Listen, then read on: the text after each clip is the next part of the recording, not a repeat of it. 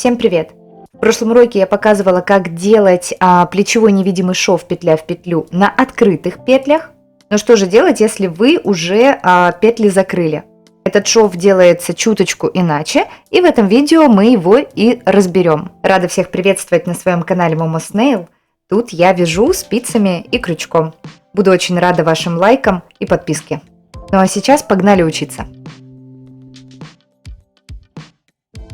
Итак, вот, например, вы вяжете какое-то плечевое изделие, вы связали спинку и полочку и уже закрыли петли плеча.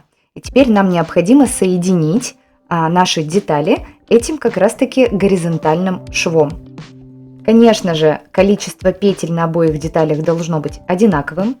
Сшивать детали лучше той же самой ниткой, которой вы вязали. Но я для урока взяла нитку другого цвета, чтобы было более наглядно. Итак, располагаем две части вязания лицевой стороной вверх, закрытыми краями друг к другу. Нитка, которой мы будем сшивать, должна быть длиннее шва примерно в 3 раза. Первым делом нам нужно закрепить два края деталей.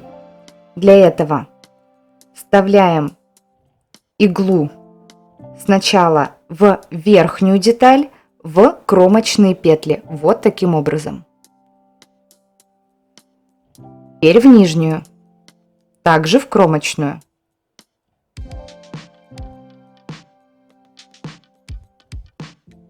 И я люблю закреплять способом восьмеркой. Вот так. И снова продеваю иглу вот сюда. Теперь затягиваем. Хорошенько подтянули. Обратите внимание, нитка у нас выходит из верхней детали, мы переходим к нижней. Вставляем иглу вот сюда, откуда выходит ниточка, и выводим ее вот сюда. Вот таким образом. Немножечко подтянули. Теперь вставляем иглу, вот видим первую косичку на верхней детали. И мы вот таким образом за нее и вставляем иглу. Внизу вставляем всегда иголочку туда, откуда выходила нитка. Вот она. Вот отсюда у нас вышла ниточка. Мы сюда вставляем иглу и выводим в соседнюю петлю. Вот таким образом мы как бы подхватываем тоже две стенки, но две стенки разных петель.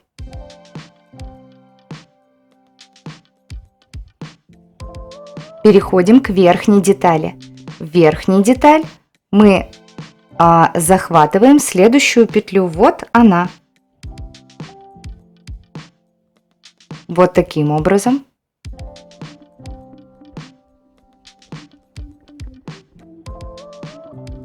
Переходим к нижней детали, вставляем иглу туда же, откуда вышла нитка, и вывели в соседнюю петлю. Вот таким образом.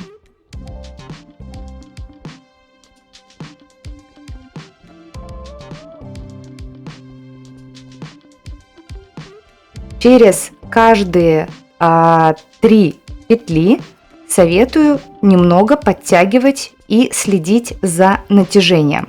Вы можете затянуть очень сильно, что вот эта вот ниточка, которой я провязываю, она у меня вообще исчезнет. Но тогда появится здесь излом. Либо вы можете сильно не затягивать, чтобы шва как будто бы и не было, будет все довольно ровно, но следите за натяжением и следите за тем, чтобы каждая петля была одного размера. Переходим на верхнюю деталь. На нижнюю деталь.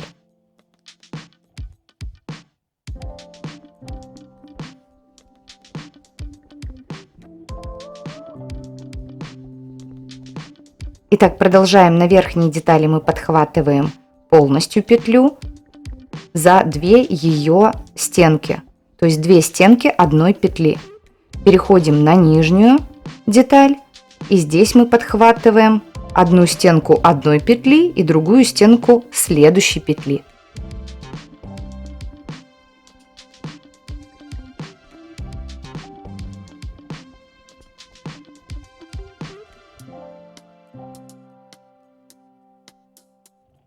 И вот такой вот плоский шов, практически незаметный, у нас получается. То есть, если вы будете провязывать точно такой же ниточкой, какой вы и вязали свое изделие, то вот этот вот шов, он будет практически незаметный.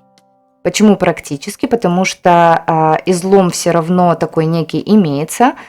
Вот здесь вот наши закрытые петельки, они складываются вот в такой вот довольно объемный шов. Поэтому я больше, конечно, предпочитаю закрывать плечи на открытых петлях, но тем не менее этот шов тоже вполне себе очень красивый и аккуратный. Это маленькая Буся, и она очень рада, когда вы ставите лайки. С вами была Буся и Шура. Пока-пока!